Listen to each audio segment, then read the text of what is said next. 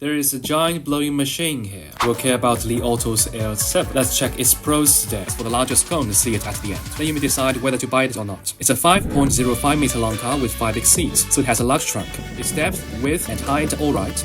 If you think its floor is a bit high, you may use the air suspension to lower the whole floor. Then its weight is convenient to take stuff. The small parts are also nice and cahoots on both sides. 3 lights. A light of 12 volts at the right. What's more, its second row can be reclined electrically to form a large bed of almost 2 meters. However, it's not totally flat because of the thickness of the cushion shall be considered. Lie on it. My height is 175 centimeters. My height stretches out between the seats a bit, so the bed mode fits those whose waist is below 170 centimeters. It's the most comfortable second row I've ever sat. It's thoroughly flat and its back can be laid backward for 40 degrees to form a lying posture. It has a cozy pillow. The right one has a queen seat mode. When you level it, a footrest shows up. It feels so good to watch the screen that way. Now it's your concerned space. According to Li Auto's advertising, the space of the second row is as large as the universe, but in fact, 1 fist, 2 fists, 2 fists, and 4 fingers. It's a bit smaller than the universe I expected before, because there's a crazy car in this aspect named Advancia, which provides a leg space of a 4 arms length. Apparently, the second row is large, but not dramatically large. The only con of it has no cup holders, which are popular on L8 and L9. It drives like L8 and L9 too. The soundproof, the noise reduction, and the comfort of the suspension are excellent among the cars around 300,000, so it's a pole one. Now it's the largest cone. Since the overall space is large to guarantee the second row's temperature and comfort, there's a giant blowing machine here, which occupies the useful big sunken storage box which L8 and L9 keep.